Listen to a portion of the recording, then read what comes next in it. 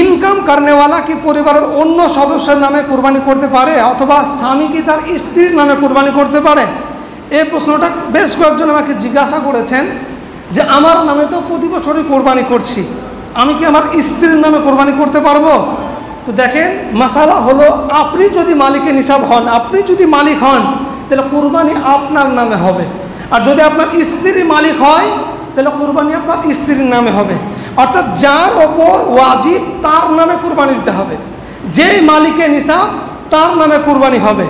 আপনার স্ত্রীও মালিক হয়ে গিয়েছে, আপনিও মালিক হয়ে গিয়েছেন, তাহলে দুজনের নামে কুরবানি। কিন্তু সাধারণত পরিবারে ছেলেরা মালিক হয়, মেয়েরা খুবই কম মালিক হয়। বুঝতে পারলেন? এক কথায় যে মালিক তার নামে কুরবানি।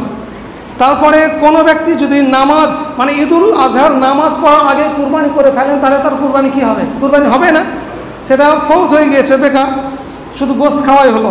এটা নিয়ে এর আগে আলোচনা করা হয়েছে। 10 নম্বর প্রশ্ন, কুরবানির পশুর সঙ্গে আকিকা করা জায়েজ কিনা? অবশ্যই জায়েজ। কেউ যদি আকিকা করবো মনে করেন, আকিকা করতে পারেন। আকিকার গোশত কি করবেন? ওই একই হুকুম, গোশতের যে হুকুম আকিকার মাংসরও সে একই হুকুম। 3 ভাগ করে, 1 ভাগ নিজের, 1 ভাগ আত্মীয় স্বজনদের, 1 ভাগ গরিব মিসকিনদের। যদি আপনার পরিবার বেশি হওয়ার কারণে মাংস পুরোটাই প্রয়োজন মনে করে, পুরোটাই আপনি বাড়িতে রাখতে পারেন। তারপরে মালিকের নিসাব হওয়া সত্ত্বেও বাড়িতে টাকা নেই, তাহলে কিভাবে কুরবানি করবেন? অথবা ধার করে কি কুরবানি করা জায়েজ?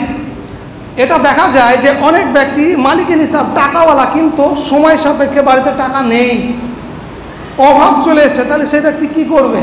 তো সেই ব্যক্তিকে কি করতে হবে? ধার করে কুরবানি দিতে হবে, কারণ তার উপর তো কুরবানি করা ওয়াজিব আছে। ধার করে কুরবানি দিয়ে পরবর্তীতে তাকে পরিশোধ করে দিতে হবে।